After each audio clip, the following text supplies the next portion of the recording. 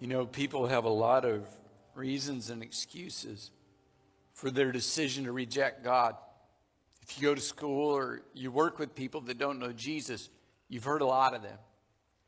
If you aren't sure about God, these might even represent your way of thinking. Well, I don't need God. I'm doing just fine. I'm going to make time for God later. Right now, I'll do my own thing. Christianity is too restrictive. I don't buy into that only one way to heaven. I think there have to be other ways. If I become a Christian, I'll have to give up too many things. I want to have fun. I can't believe a loving God would send people to hell. Who wants to serve a God like that? If God really loved people, then everyone would go to heaven. People have a lot of questions and doubts and misunderstandings about God, but I think this is the biggest one of them all. This is the question people who don't know Jesus wrestle with. And to be honest, this is the question people that do know Jesus wrestle with.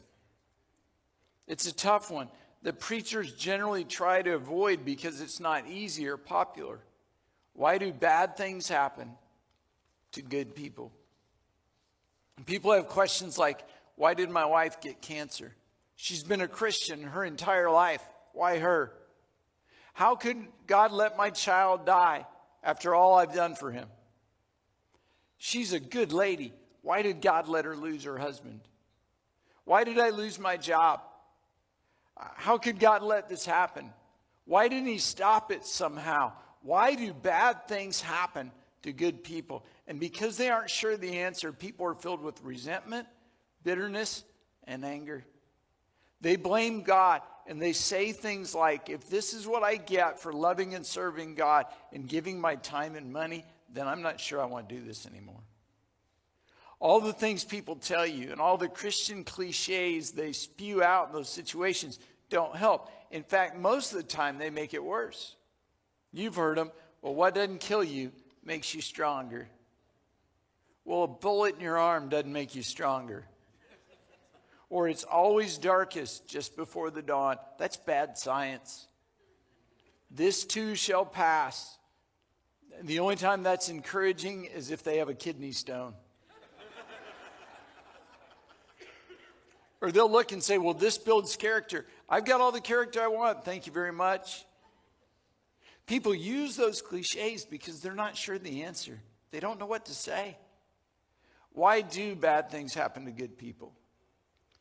Is it reasonable to expect if you love God, pray, treat people right, and give your money, that things will go right?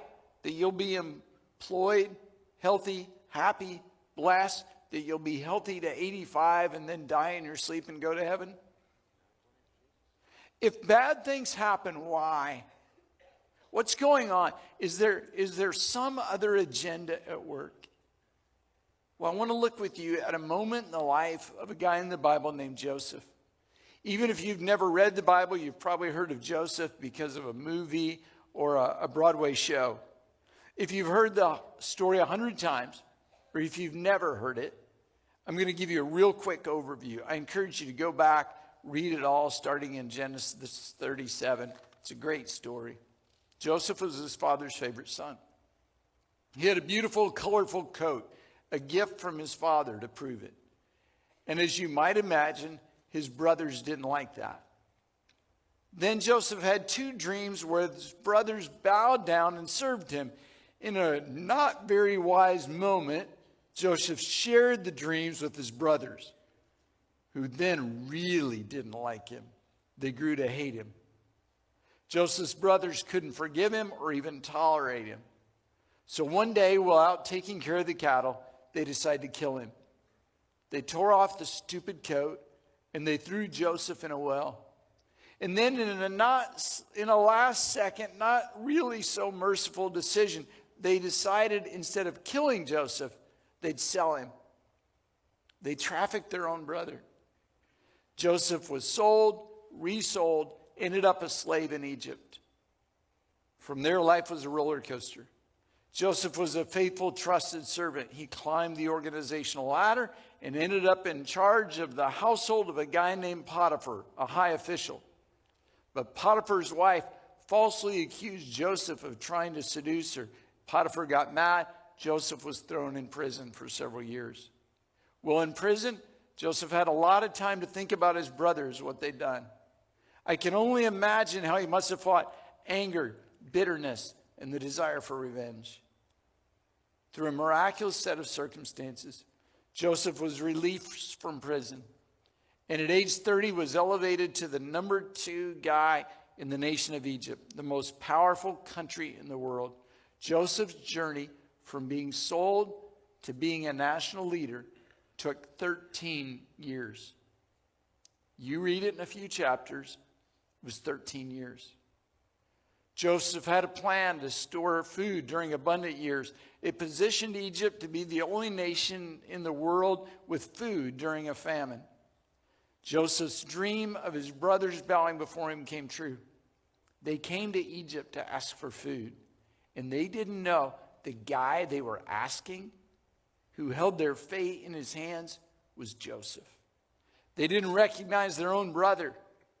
Joseph didn't tell them who he was. He gave them food and sent them home, but he kept one brother as kind of a ransom so they would come back and prove they weren't spies. Finally, the brothers came before Joseph again, pleading for food and for the release of their younger brother. They still didn't know the person they were asking for help was the brother that they sold into slavery. And this was Joseph's chance to get even. But instead of punishing his brothers, Joseph chose to forgive. Now, that was a really quick recounting. I want to slow down and go through all the bad things that happened to Joseph. It's important to know Joseph served God, loved God, pleased God. In fact, repeatedly in the story, you hear this line, the Lord was with Joseph. God gave Joseph a dream. Everyone he shared it with hated him. Joseph was beat up by his brothers, and his prized possession, gift from his father, was destroyed. Joseph was thrown in an empty well and left there to die. Joseph was sold as a slave. Joseph was sold again to the enemy. Joseph was separated from his family. His father thought he was dead. Joseph was betrayed by his brothers. Joseph was falsely accused of trying to seduce his boss's wife and thrown into prison. In prison, Joseph made friends who promised when they were released, they'd get him released. And when they got out, they forgot him. And Joseph spent 2 more years in an Egyptian prison. No friends, no family, no hope. If there was ever a guy with the right to be angry and bitter with God, it was Joseph.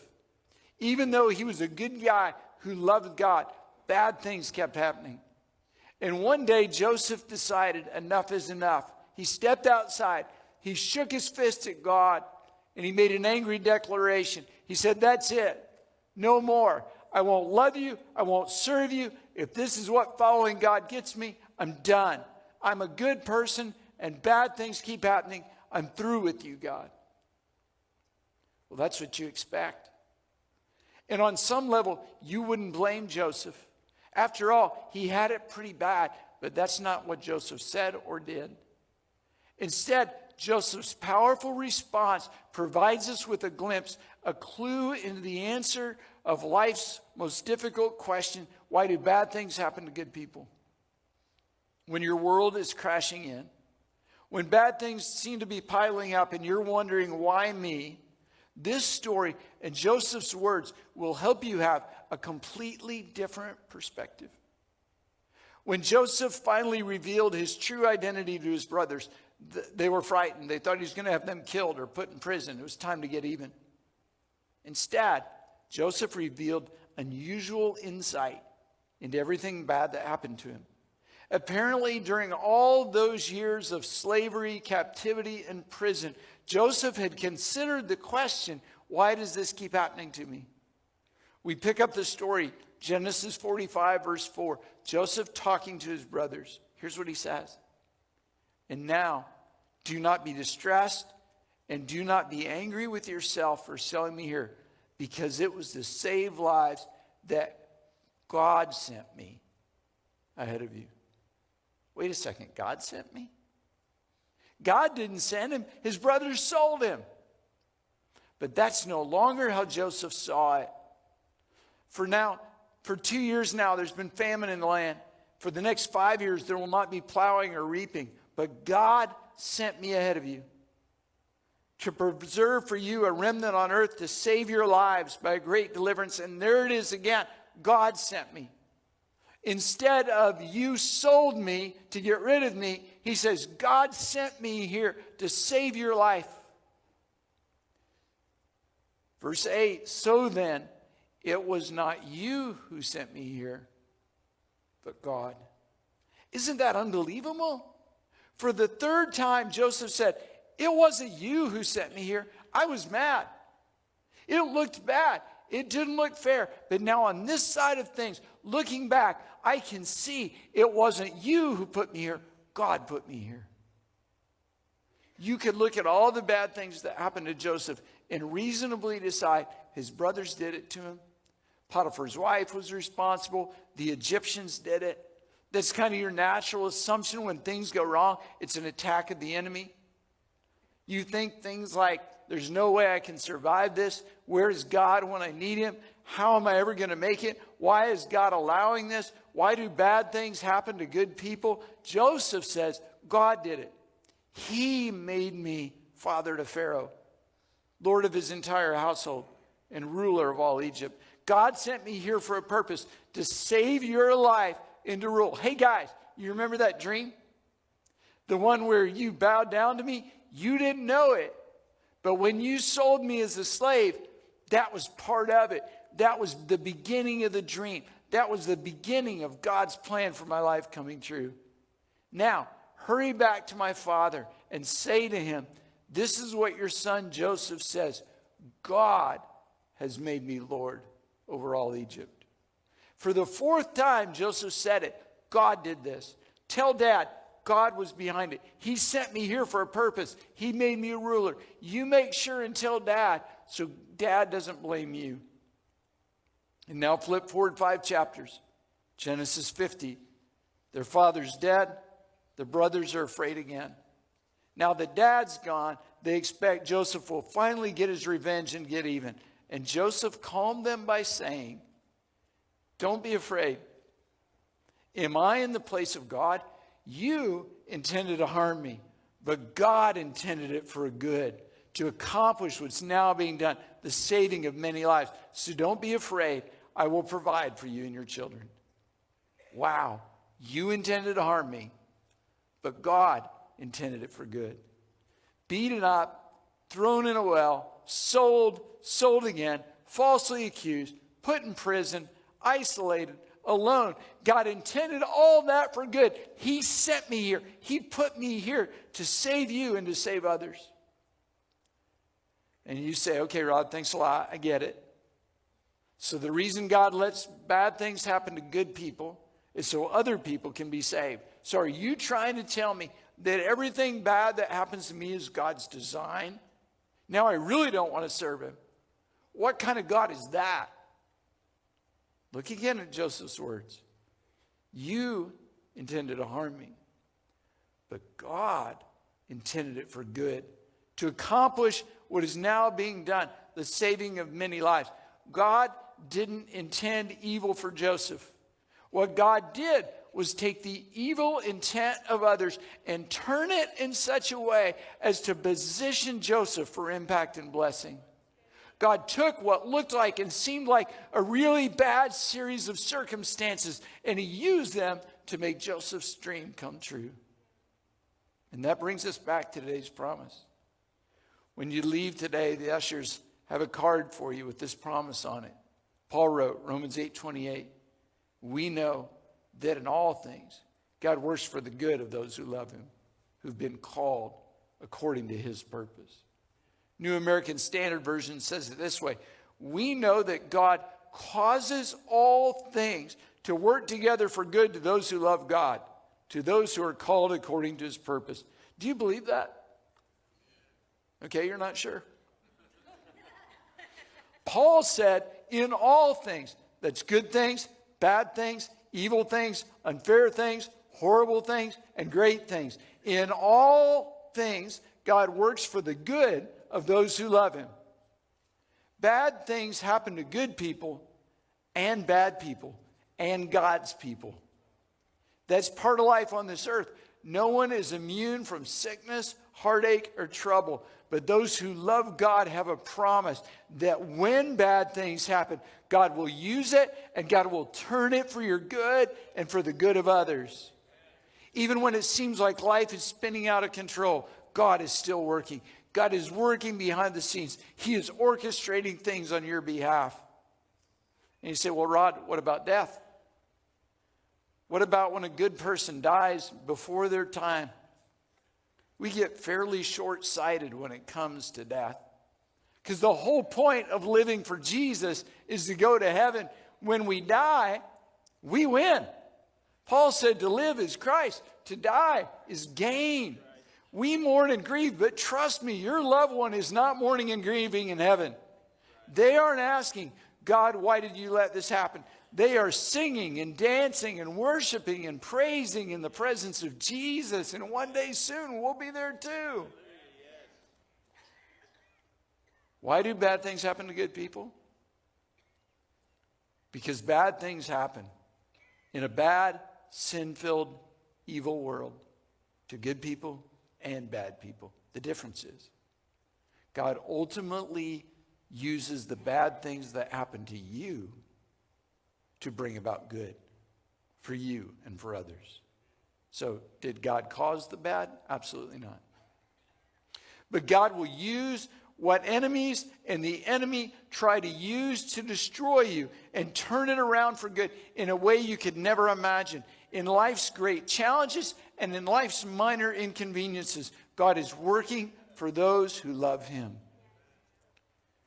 Well, I was in my office working on this message. I got an email from a friend. I'd been in her life since she was a child, and I'd never heard this story. And it illustrates this promise so beautifully. I have a condition called hyperhidrosis. It's not dangerous at all unless you get dehydrated. Basically, it's overactive sweat glands, usually relegated to a certain part or parts of the body. The palms, soles, and armpits are most common. Mine's pretty severe. I've been to dermatologists, tried everything shy of surgery to correct it, to no avail. As I said, it's not dangerous, just embarrassing. As a kid, playing Red Rover or hand clapping games is mortifying. Dating was hard because I had to explain why I dislike holding hands. Meeting new people used to cause me anxiety due to our obnoxious American tradition of shaking hands. Why can't we just be weird and air kiss like the Europeans? I'm often unable to lay my hand against papers I'm writing or signing as it'll leave a print. You get the gist. I used to pray fervently, begging God would take this away. It should be so easy. I'm not maimed or disfigured. I don't have cancer. But as I prayed and nothing happened, I figured there must be some sneaky God plan in place. Fast forward to 2017 when our son was born. I chose to breastfeed him and pump while we were apart. Apparently he had a remarkably abundant milk supply. Like to the point our freezer, my mom's freezer, and a second freezer we bought just for milk were all full. Finally, I discovered a milk bank in Texas that takes donations for medically fragile infants who, for whatever reason, prematurity, genetic defect, etc., can't take formula. Some of their mothers can't produce milk or can't make enough or quit pumping before they realize the issue. So with all my excess, I was able to help out. Fast forward again to 2019 with our daughter. Everyone warned me my second time around, the milk supply was different. I may not have such bounty. Nope, same thing. So I reached out to the milk bank much sooner. But this time curiosity got the better of me, and I started researching why I'm blessed. The very first sentence in the anatomy book I consulted said, mammary glands are modified sweat glands, and it all kicked into place. If I had overactive sweat glands, it stood to reason I'd have overactive mammary glands. But that's such a positive thing. And now I want you to listen to her conclusion. She had no idea what message I was working on. So, would God allow me to suffer a minor inconvenience of embarrassment for years before understanding the gift I'd been given? I think so. Now as a mother, I can think of no greater honor than to be able to help other mothers feed their vulnerable babies. Maybe it's just postpartum hormones, but I started tearing up, thanking God for not answering my prayers all those years ago, or I might not have this opportunity now. I just wanted to share another example of how God works in great, mysterious ways. It really is true. God causes all things to work together for good to those who love God and are called according to his purpose. Many of you have heard me share Cindy's story. 2014, the week of Thanksgiving, she had sudden and unexplained kidney failure. It was really frightening. They called me from the doctor's office and said, we're sending Cindy to the hospital. In fact, the nurse said the doctor told me to follow her to make sure she gets there. We're admitting her to ICU. Cindy's numbers were very frightening. It was tense, nervous time. The doctors didn't know what would happen. Cindy spent the rest of that week and Thanksgiving weekend in the hospital. They checked her level every 2 hours for the next 4 or 5 days, and we spent a lot of time in prayer. Many of you prayed with us. For 3 months, Cindy had to live with a catheter and continual trips to the doctor. We canceled trips and plans and a much-needed week of rest. We had no choice. At the time, it was incredibly difficult to understand. We asked why, but there was no answer from God. Heaven was silent. It didn't make sense. It didn't seem fair. We just struggled and wondered. During that time, a doctor in our church connected us with a wonderful urologist, Dr. Gail Jones, a committed believer who loves us. And after Cindy finally got better, we discovered Gail is also ultra cautious. She scheduled regular tests to watch Cindy and make sure everything was okay. Even though it was 2.5 years later, Dr. Jones still ran scans every 6 weeks. On Friday, March 31st, 2017, one of those routine borderline OCD tests revealed a very small tumor on Cindy's kidney. Without those scans, it's likely that tumor would have grown unnoticed for months, maybe longer. Instead, it was caught early, what was very, very small, the size of an eraser on a pencil. And then in the rearview mirror, we understood what we couldn't understand 3 years ago. God, who knows all things, put us exactly where we needed to be. He put us with the right doctor at the right time. God spoke to that heart of that doctor and caused her to be incredibly cautious and a high standard of care and watchfulness. See, if the renal failure had never happened, we never would have been with Dr. Jones, and the tumor would have grown unchecked. And it appears that all things really did work together for our good. After Cindy's kidney failure and cancer, looking back to see how God worked, we see how God worked in it all. Growing up, we sang a simple little song in church. It didn't mean a lot to me then. It was just a chorus. But it means a lot to me now. It just went like this. God is so good. God is so good. God is so good. He's so good to me. Would you sing it with us? God is so good. You're a good God. God is so good.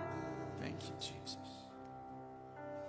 God is so good. He's so good to me. How many times have you faced trouble or hardship and wondered, where's God in this? How could a loving God allow this? How could God let this happen to me? One day, what doesn't make sense now will make perfect sense. And you'll discover all along that God was working and God was orchestrating things you couldn't see. You say, so Rod, are you saying you believe God caused Cindy's renal failure? I'm not saying that. That might have been an attack from Satan. It sure felt like it. It might have been a natural result of living in a sick-filled world. But regardless of what it was or where it came from, God used it. I put a sticker sheet in your bulletin today because I just want you to put them somewhere to remind you that God causes all things to work together for good to those who love God and are called according to his purpose. We made a t-shirt just for this message. I love this one.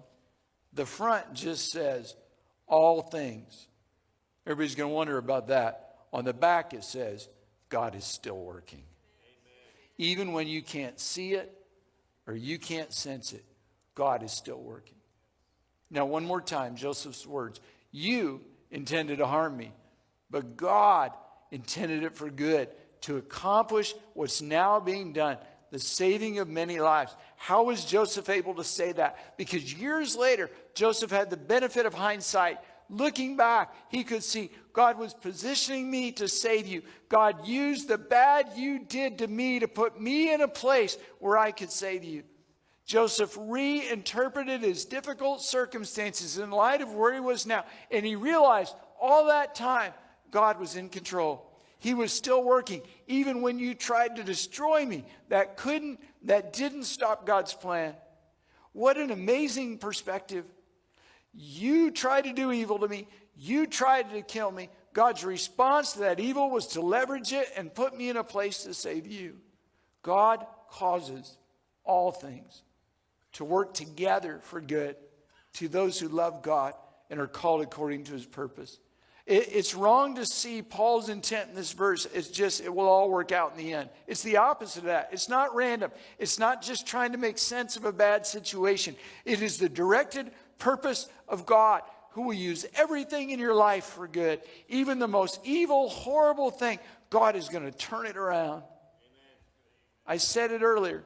Bad things happen to good people and bad people and God's people. The difference is how you respond. Here's a really powerful way to apply this promise. When you're facing really, really bad things, or even just little things like missed flights and flat tires and sick kids and mean people, trust God's promises more than your perspective. Some of you are on an emotional roller coaster, moving from crisis to crisis, each one knocking you down. Others of you give up on a regular basis. I know that because I read your Facebook page. When the next bad things come, you're ready to quit on God and church. You swing from hopelessness in a moment. And the Lord would say to you today, trust me, I'm working for your good. I know it looks bad. Hey, it is bad. But don't give up. Don't give in.